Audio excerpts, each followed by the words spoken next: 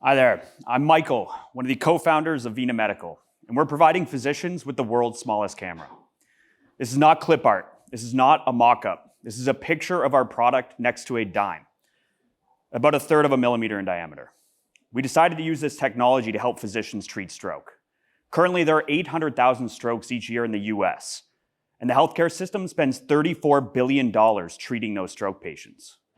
When the healthcare system no longer covers the care that they need, their loved ones need to spend another $34 billion.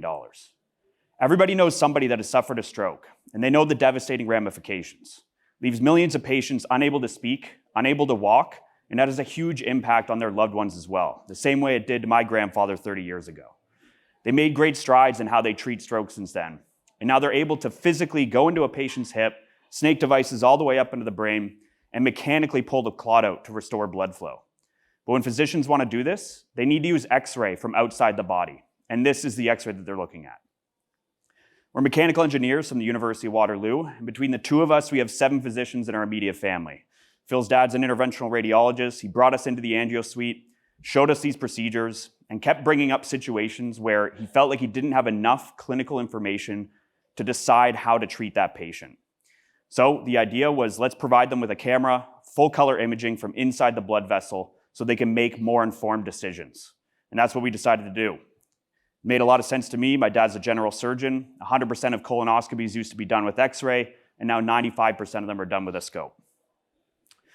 So through preclinical pilots at the Baylor College of Medicine and UTMB Health, we've shown that our camera can do things that the gold standard X-ray simply cannot do.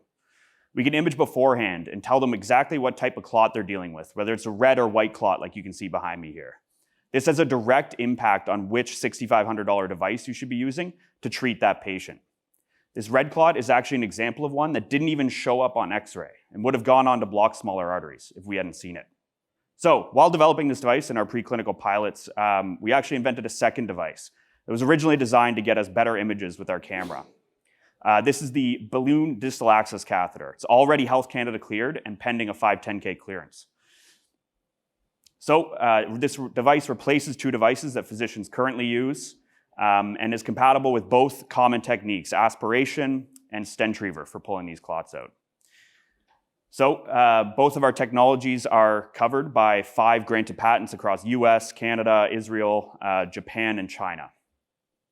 This is Wileen. This is the first patient ever treated with Vena technology. She came into the hospital, 59-year-old woman, full right side paralysis and unable to speak. She went into the cath lab. Dr. Mayich decided this is a perfect case for the Vena balloon distal access catheter. And within 10 minutes, he traveled all the way up into the middle of the brain and pulled the clot out on the first try. Right there on the table, she was moving the right side of her body. 2 days later, she walked out of the hospital. And 2 months later, when I was fortunate enough to meet her again, she was renovating her house and playing with her grandkids. These are the kind of home run situations that we're going after, getting the clot out on the first try. These patients are what's known as a first pass success. These patients do way better over the long run, and they're also $6,500 cheaper to treat on average. So through clinical studies at the Ottawa Hospital, so far we've shown that we're able to improve the first pass success rate from the industry average of about 44% to what we're seeing so far at 64%. To put that in perspective, that could be about $500,000 in savings for the average size hospital, or $440 million system-wide down in the US here. So next, with the full Vena system, including the Vena microangioscope, our camera, we hope to improve this number even further from the 64% that we're seeing so far to what we saw in our animal studies, which was 100% first pass success rate.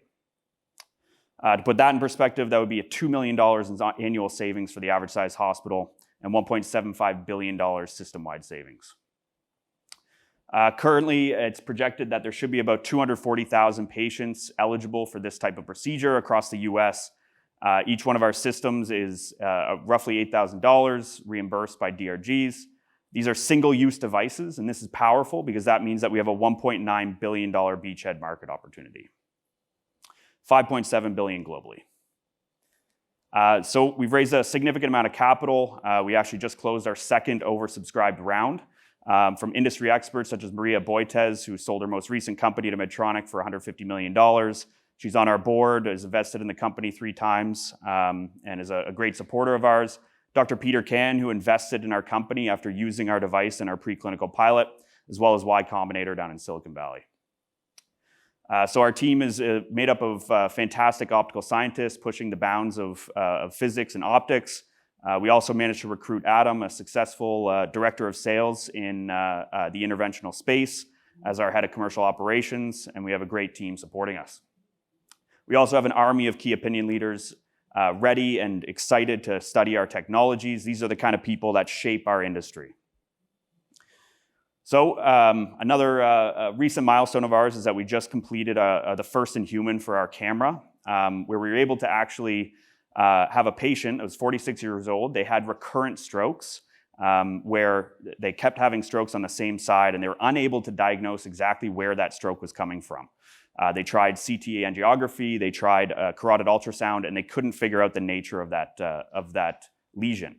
They ended up using the microangioscope. They were able to identify what's called a carotid web, which creates a little pool of blood, causing a thrombus, and then eventually turns into a stroke. They were able to stent it, make sure that it got pushed up against the vessel wall, and now that patient doesn't have to worry about strokes anymore. With that information that they got from the camera, they were able to change the clinical decision for that patient. And that's exactly what we're trying to do with this camera. We're actually even treating patients today, which is really exciting. So as of right now, as we've already closed an oversubscribed round, we're looking for investors and strategic partners for our next financing round, which will probably be in a year to 18 months. So we can start building relationships as we accomplish these next milestones. We'll be publishing first-in-human clinical studies for both of these devices. We'll be getting full FDA clearances for both of these devices. And then we'll service the early demand up in Canada and eventually down in the US. In Canada, we're already getting long-term contracts with hospitals, which is really exciting. So we're Vena Medical. We have the world's smallest camera that I'm more than happy to show you. I have it out in the back there. It's about 1/3 of a millimeter in diameter, very small. We have a return on investment for hospitals that is being played out in the clinic right now, which is very exciting. And we have a $1.9 billion beachhead market opportunity because every patient is another system. Thank you.